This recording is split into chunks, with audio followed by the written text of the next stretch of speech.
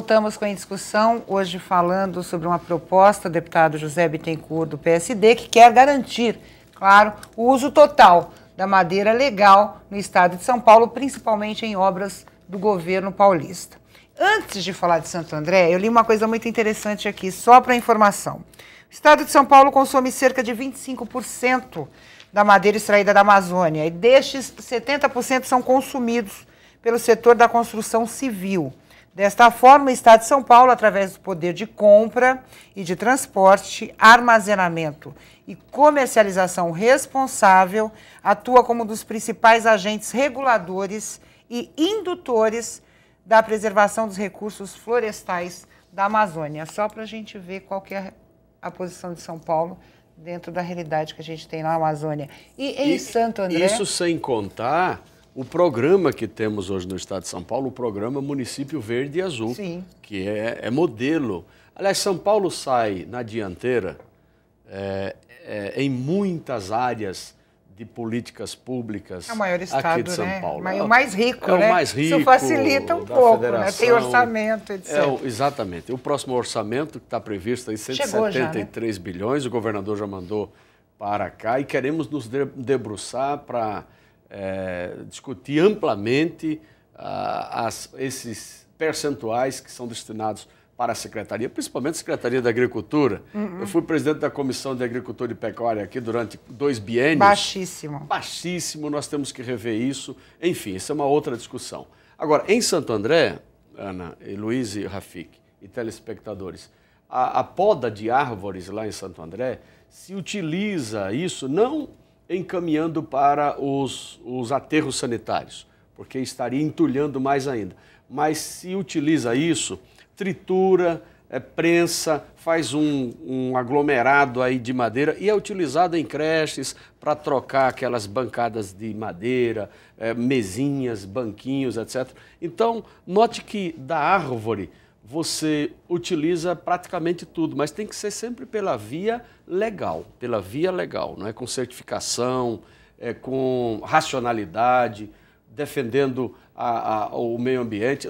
Lá em Santo André, como em toda a cidade, para se extrair uma árvore, quer dizer, se derrubar uma árvore que de repente está atrapalhando a entrada ali da casa, é preciso, tem um processo administrativo, então, tem a questão da compensação, não tem a compensação que, sabe, a árvore é um ser vivo que precisa ser preservado, não é? Assim como nós, claro, num outro contexto aí da natureza, mas nós precisamos preservar o ser vivo. O Luiz falou sobre o crescimento do mercado imobiliário, né? A gente viu realmente esse crescimento até na questão dos custos, né, dos metros quadrados pela cidade de São Paulo. Quem mora em Perdizes como eu viu um aumento absurdo, né? Levou um susto, né? Esse crescimento facilitou, de certa forma, essa possibilidade de ampliar um comércio legal de madeira no estado de São Paulo? Ou seja, a gente tem 10%, por quê? Porque a gente teve esse aumento da construção ou a gente já tinha esse percentual, Rafik?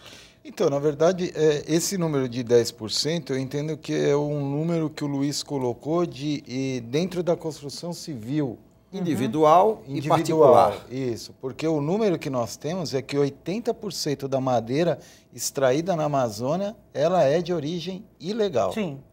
Né? Então, se você... Mas a comercializada no estado de São Paulo? A comercializada no estado de São Paulo, se você pegar que 25% da madeira extraída lá vem para cá, são 25% em cima de 80%, né? Então, nós estaremos falando em 20%. Só no estado de São Paulo, né? É um número muito grande. Porque a gente está falando do setor da construção civil, mas tem outros setores que se utilizam também de madeira. O setor moveleiro, ele tem um percentual mais alto, infelizmente, porque entra aí a arte, o design, etc., e o orgulho daquela utilização daquelas madeiras, principalmente hoje em dia em peças maciças, né, como mesas, etc, etc. Além da dificuldade em você conseguir determinar onde estão essas pequenas marcenarias, né, porque são muitas no estado de São Paulo. Sim.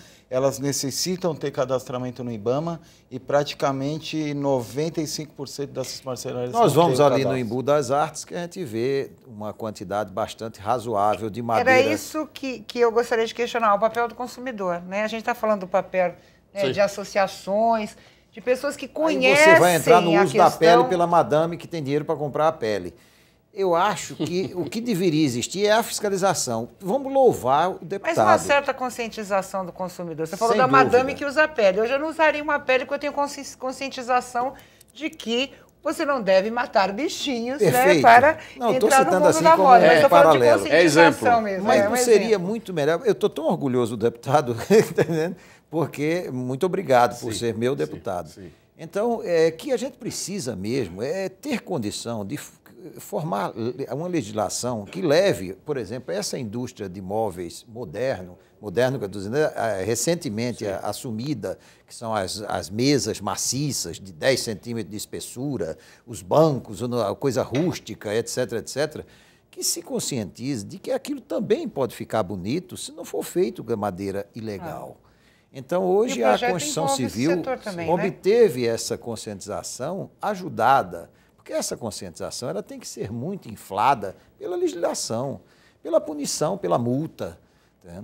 Eu acho que a conscientização é uma coisa muito bonita, mas ela necessita demais de um auxílio, de uma muleta.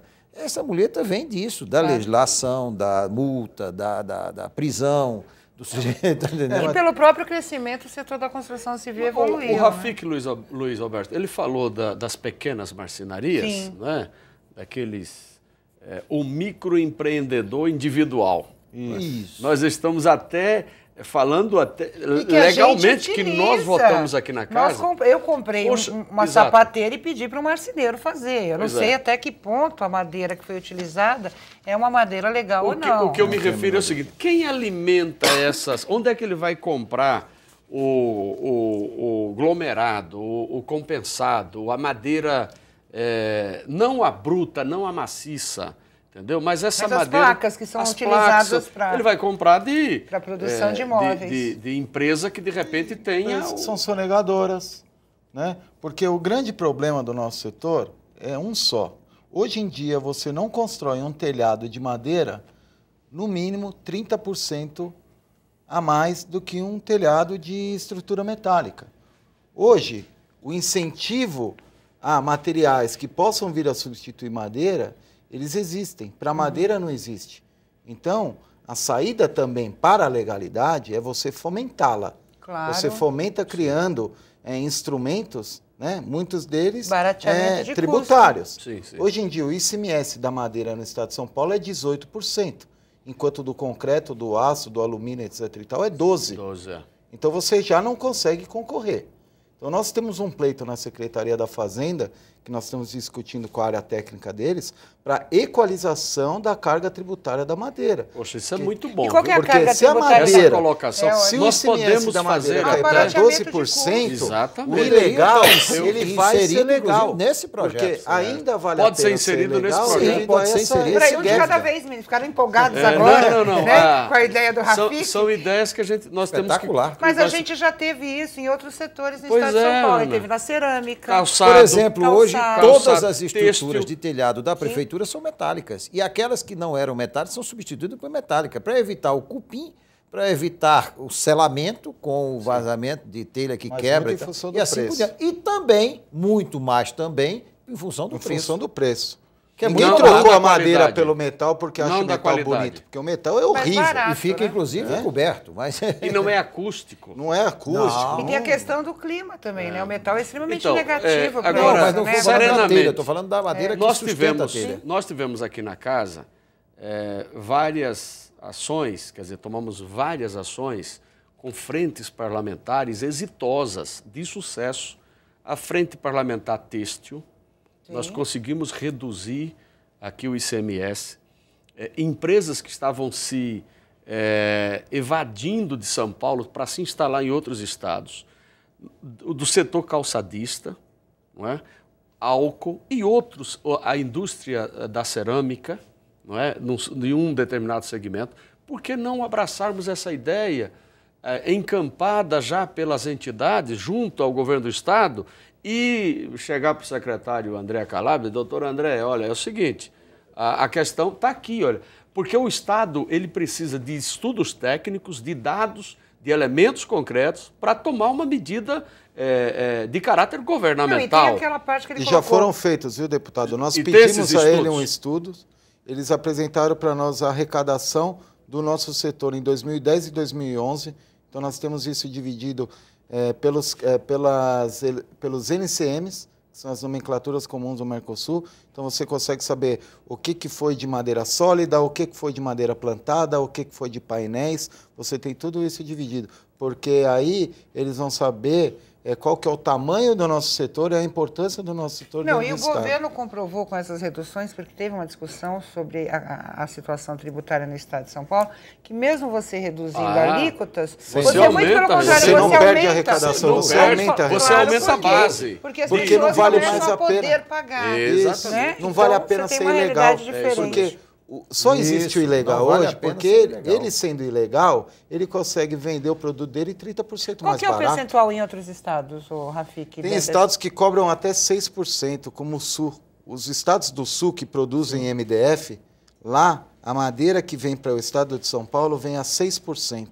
Então como é que um comerciante ou uma indústria que queira abastecer São Paulo dentro do estado de São Paulo consegue concorrer com outros estados? Não, e a gente está falando de um produto essencial para diversos setores, né? A gente está falando assim, eu vou ter madeira porque eu quero. Não, eu utilizo desse produto porque eu preciso, dentro da realidade tanto da indústria da construção civil, e traz da mais, indústria ele tem moveleira. qualidade, tem a madeira, não é? Ela tendo a origem legal, ela tem muito mais qualidade.